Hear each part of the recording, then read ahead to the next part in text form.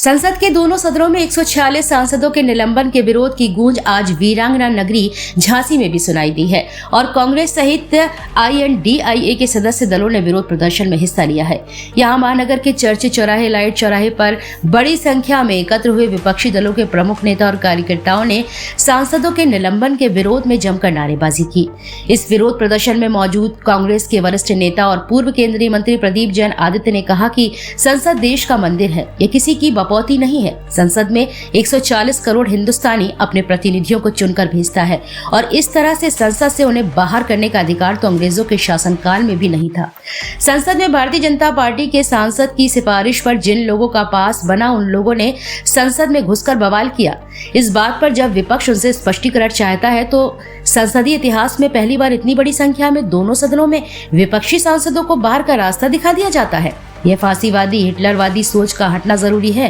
प्रधानमंत्री मोदी सांसदों के इस अपमान को लेकर माफी मांगे।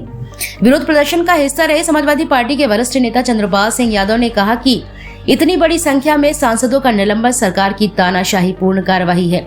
लोकतंत्र में यह रवैया नहीं चलेगा, लेकिन अगर सरकार ने इस पर अमल नहीं किया और लोकतंत्र की बहाली की ओर उसके कदम नहीं बढ़े तो आने वाले समय में इंडिया गठबंधन के लोग सड़कों पर उतरेंगे।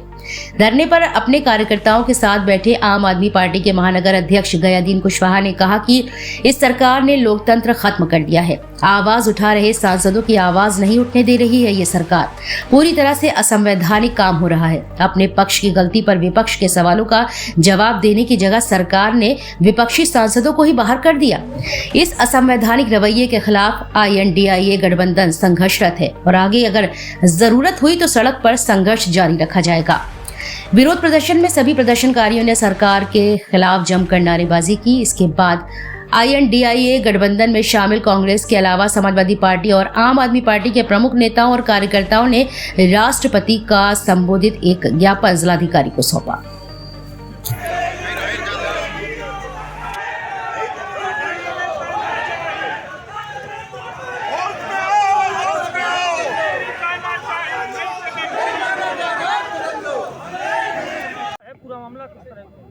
पिछले सप्ताह से लगातार आप पूरे देश की गतिविधियां देख रहे हैं कि संसद में तानाशाही पूर्ण रवैये के साथ जिस तरीके से हमारे माननीय सांसदों का निलंबन किया गया, लोकसभा से लगभग 100 सांसदों का और राज्यसभा से लगभग 46 सांसदों का, 146 जो जनता के चुने हुए प्रतिनिधि थे, उनको तानाशाही पूर्ण रवैये से, संसद की कार्रवाई से निलंबित करके उन्हें अपनी बात कहने से वंचित किया गया। और कारण क्या था आप सब जानते हो। जो संसद पे पिछले दिनों हमला हुआ, उस हमले में जो भारतीय जनता पार्टी के एक सांसद के द्वारा उन लोगों के पास बनवाए गए थे, उस पर चर्चा होनी चाहिए थी। सभी विपक्ष के सांसद उस पर चर्चा करने के लिए मांग कर रहे थे, उन पर कार्रवाई करने के लिए मांग कर रहे थे, लेकिन चूंकि मौजूदा सत्ता में बैठे लोग लोगों का ध्यान परिवर्तित करना चाहते हैं, लोगों का ध्यान बांटना चाहते हैं,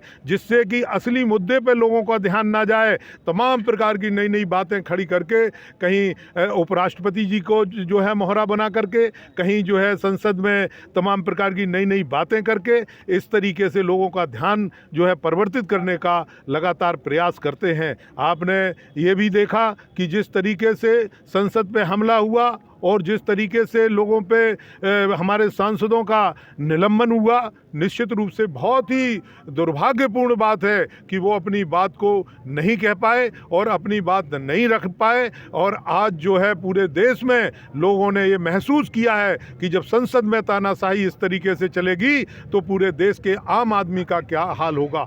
आज बुनियादी समस्याएं हैं लोगों के सामने, महंगाई है, बेरोजगारी है, भ्रष्टाचार है, लोग परेशान हैं, लेकिन इन सब चीज़ों पे ध्यान ना जाए, इन पर संसद में चर्चा ना हो, इन सब चीज़ों को ना उठाया जाए। इन सब बातों को लेकर के इस तरीके की कार्रवाइयाँ की गई हैं और मैं समझता हूँ ये बहुत ही दुर्भाग्यपूर्ण बात है।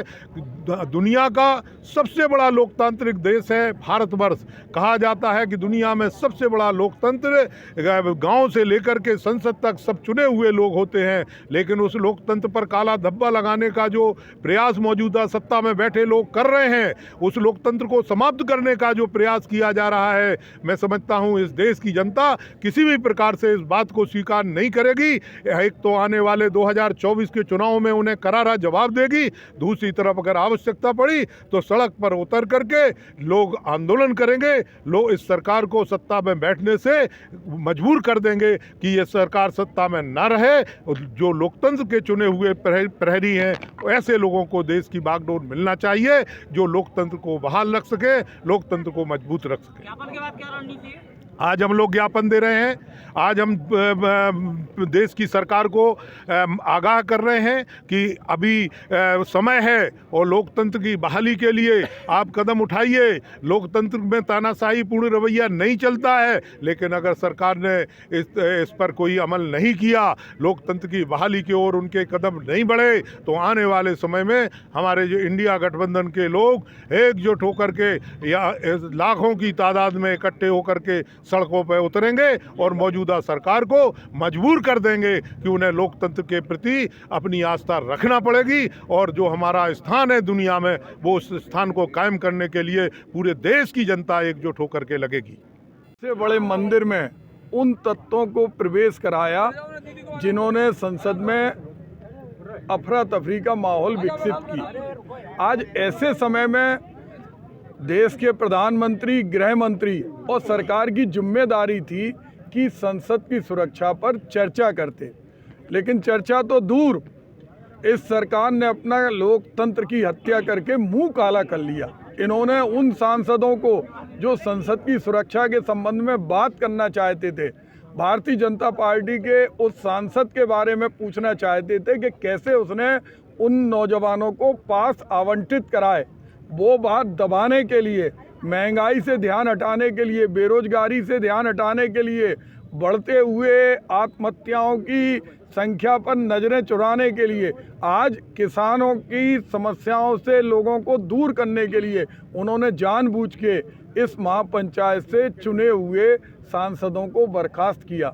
100 सांसद लोकसभा के और 46 सांसद राज्यसभा के, जो करोड़ों लोगों की विचारधारा का पालन करते हैं। ये जनादेश का अपमान है। देश के सबसे बड़ी महापंचायत में जब गरीब किसान का बच्चा पूरी ताकत से चाहता है कि उसकी आवाज़ ऊपर पहुंचे, एक पढ़ा लिखा नौजवान चाहता है, एक व्यापारी चाहता है, सेना का व्यक्ति चाहता है, कर्मचारी चाहता है, वहाँ पर संसद में जानबूझ के सांसदों का निलंबन दुर्भाग्यपूर्ण है। पहले गुंडागिर्दी गांव के गलियारे से होती थी, बाढ़ गली से होती थी, अब देश के अंदर चुनी हुई सरकार के अंदर गुंडे बैठे हैं जो लोकतंत्र को हथिया रहे हैं।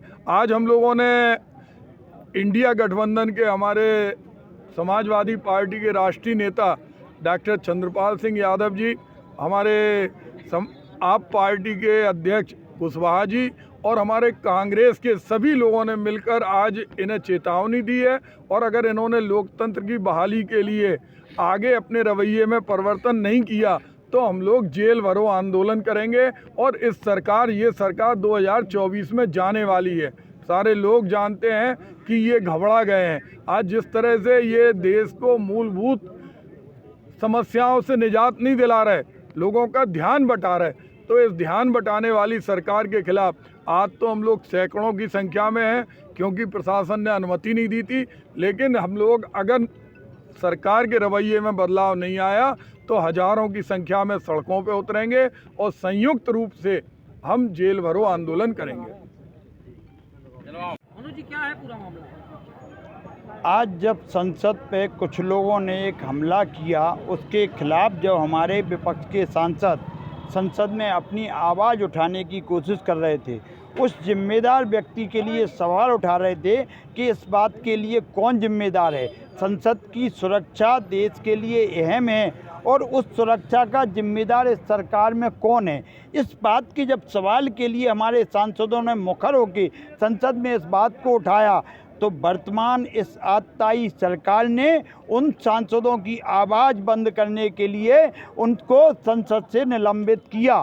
एक घोर अलोकतांत्रिक कृत्य है। इंडिया गठबंधन कांग्रेस पार्टी सहित हम अपने नेता खड़गे जी और माननीय सोनिया गांधी के आह्वान पर लोकतंत्र को चलने वाली इन हरकतों के खिलाफ आज धरना प्रदर्शन करने आए हैं और इस सरकार को आगाह करने आए हैं कि अगर देश में लोकतंत्र को कुचलने का कुत्सित प्रयास किया गया तो हम सब लोग मिलके पुनः एक आज़ादी जैसा आंदोलन खड़ा करेंगे, क्योंकि लोकतंत्र जिंदा है तभी देश जिंदा है। हम कांग्रेस के लोग जिन्होंने आज़ादी के लिए बड़ा संघर्ष किया था, इस लोकतंत्र बचाने के लिए भी बड़ा संघर्ष के लिए बड़े बलिदानों के लिए हम लोग तैयार हैं। हम इस तरह के अलोकतांत्रिक कृत्यों का लगातार घोर विरोध करेंगे, सड़कों पर उतर कर विरोध करेंगे।